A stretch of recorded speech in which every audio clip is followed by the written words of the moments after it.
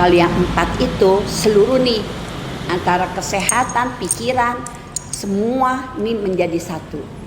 Ini ya harus betul-betul nih disyaratin.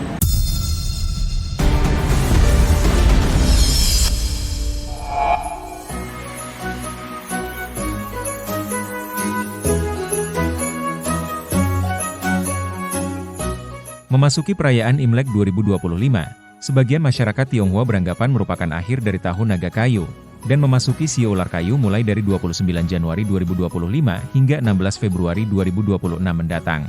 Menurut kepercayaan masyarakat etnis, ada beberapa Sio yang kurang beruntung atau ciong, dan harus melakukan doa tolak bala ataupun ritual untuk menangkal hal tersebut. Dari informasi yang dihimpun, ada beberapa Sio yang kurang beruntung di tahun ular kayu, diantaranya Sio ular, Sio macan, Sio monyet, dan Sio babi.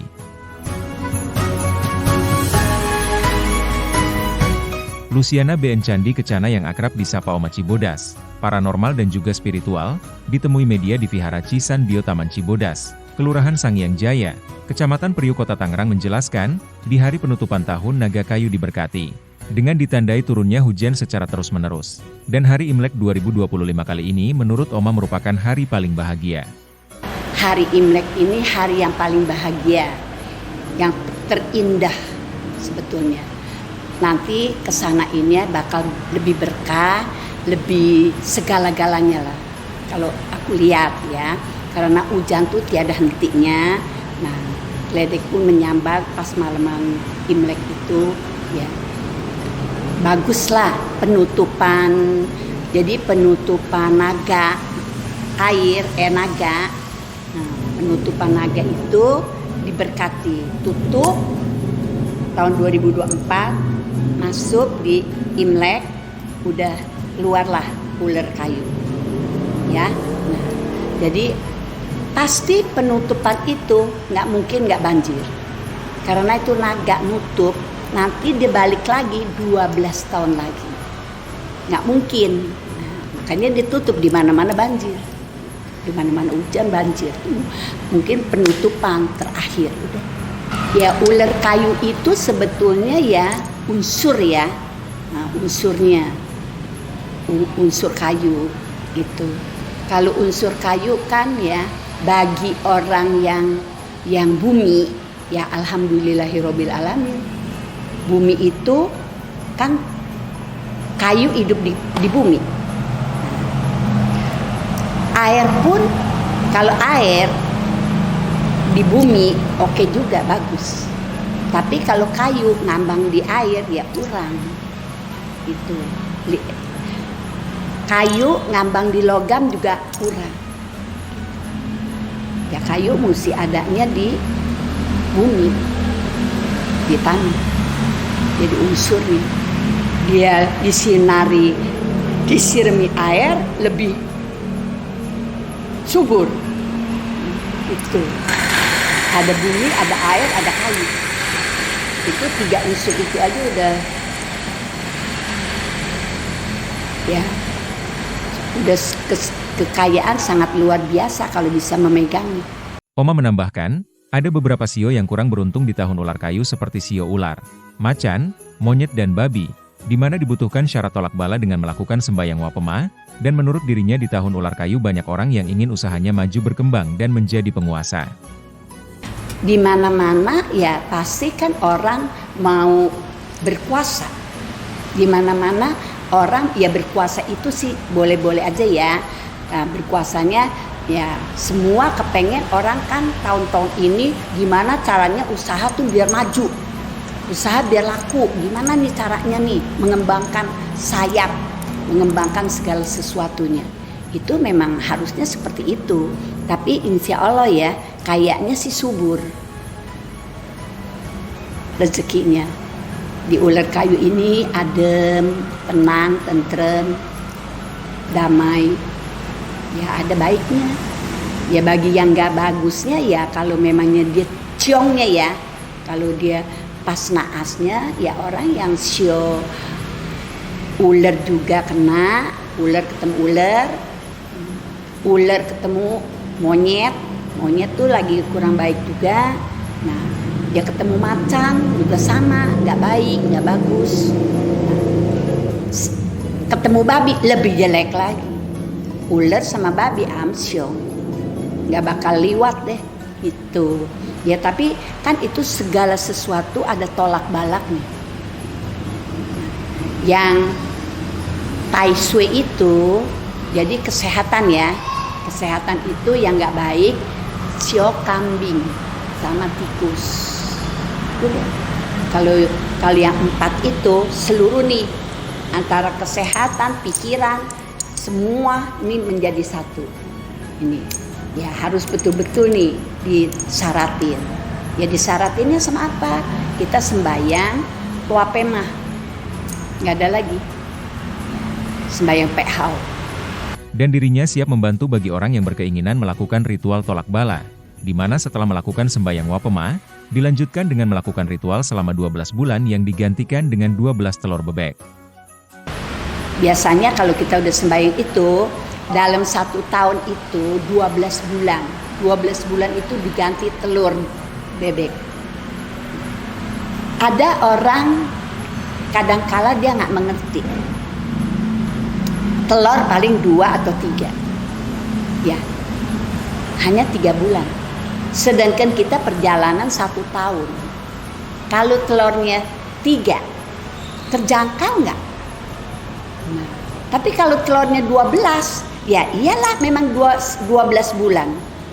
Pada saat kalau kita lagi cium, ya kadangkala kita rezeki pun jauh. Gimana?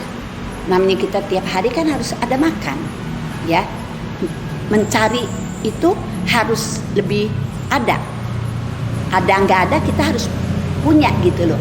Nah, itu kita ganti sama kacang-kacangan. Seolah-olah 3 kacang itu buat jalannya kehidupan kita. Masa itu bibit kacang itu dilempar nggak bertumbuh, nggak numbuh. Itu tumbuhnya itu adalah untuk milik rezeki kita. Ini ada kacang tanah, kacang kedelai, kacang hijau. Dan kita selalu ada penggantinya uang receh. Uang receh itu harus ada. Kan hari juga kan 7. Ada Senin, Selasa, Rebo, Kamis, Jumat, Sabtu, Minggu. Ya, kita kasih uang receh juga 7. Kenapa? Itu supaya ya kita belinya dari uang, ya biar kita kembalinya uang lagi.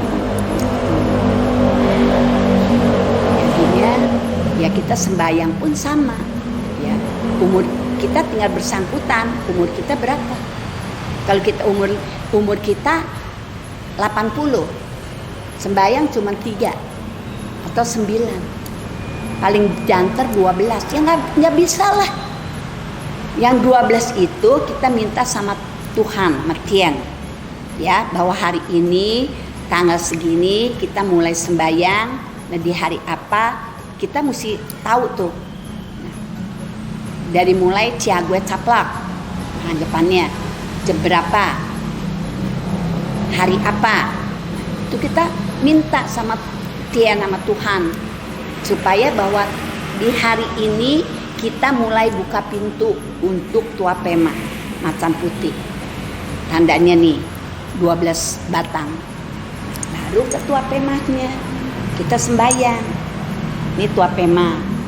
Nah, kita sembahyang dengan seumur kita. Kalau misalnya kita 70 ya kita 70 batang. Nah, kalau misalnya kita 50 ya 50 batang.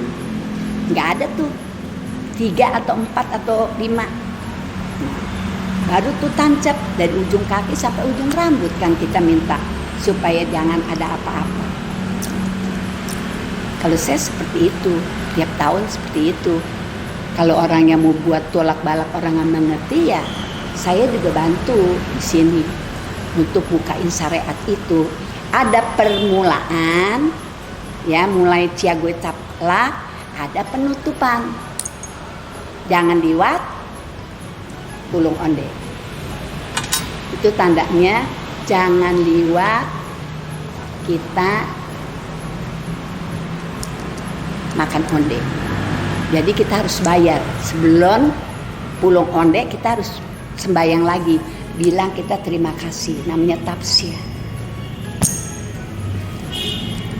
Jadi setahun 2 kali. Angga Budiman, seorang mualaf yang kini menjabat sebagai Sekretaris TITD Provinsi Banten, yang merupakan salah satu anak murid Oma Cibodas, bersama keluarga, mengunjungi langsung kediaman Oma dan diajak untuk mengaji di ruangan khusus. Jadi ceritanya, Angga itu banyak membantu saya, karena saya punya ritual sendiri di ibu. Ibu nggak minta apa-apa, maunya Minggu malam Senin sama Kemis malam Jumat itu diminta supaya ada yang ngaji. Kebenaran Angga ini mualaf, ya bisa ngaji.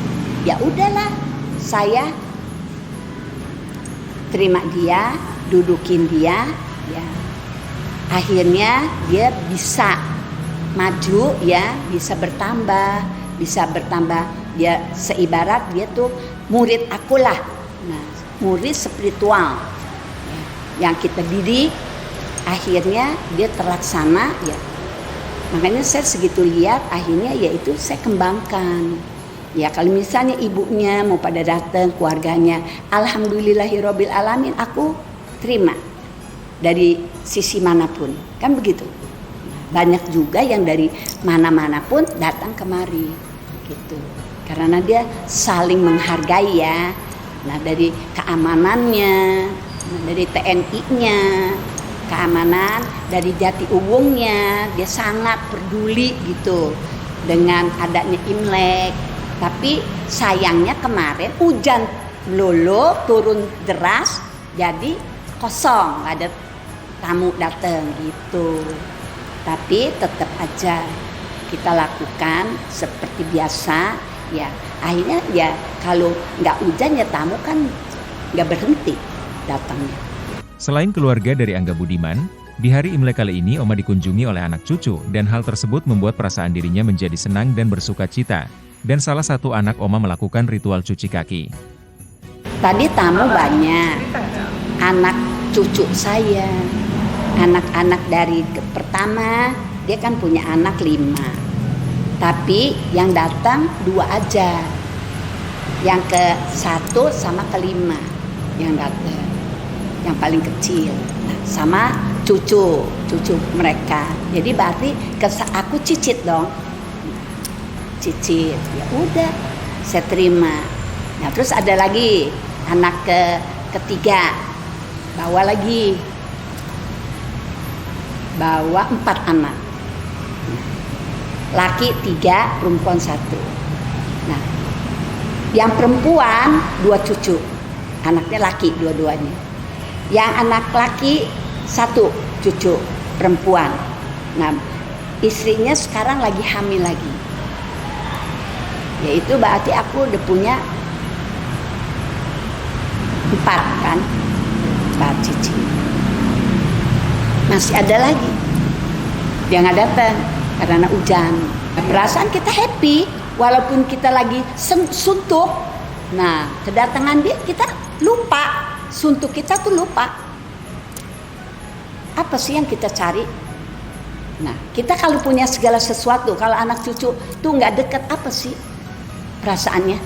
Nah, walaupun dia nggak pernah melihat kita setiap detik, setiap saat, dia lihat cuman hanya setiap tahun baru aja. Ya udah, di hari itu dia bisa datang, ya di hari itu juga kita berterima kasih. Kalau anak pertama saya Hilda, setiap tahun baru Imlek dia pasti cuci kaki saya. Hanya dia. Ya saya memaafkan.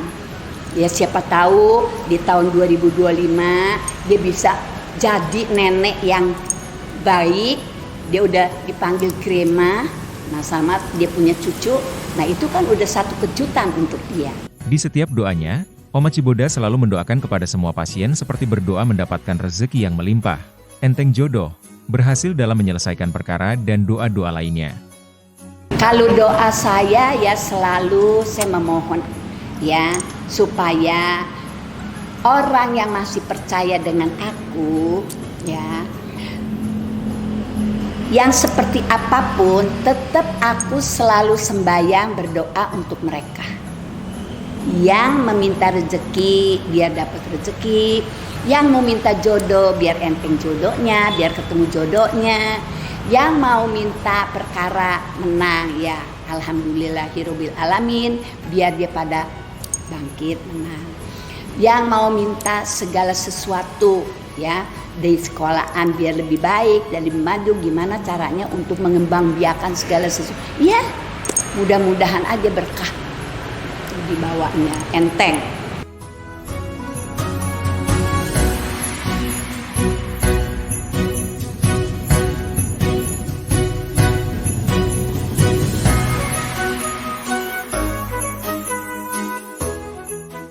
Selamat tahun baru di tahun 2025, di hari ular kayu.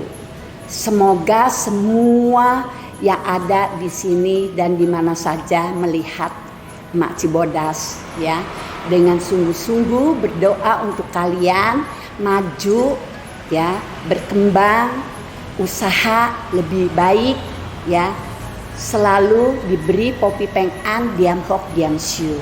Semoga dikaruniai yang pada belum punya anak biar pada punya anak, yang ada usaha biar tambah banyak milik rezekinya, selalu baik, keluarga damai, tentram, tenang.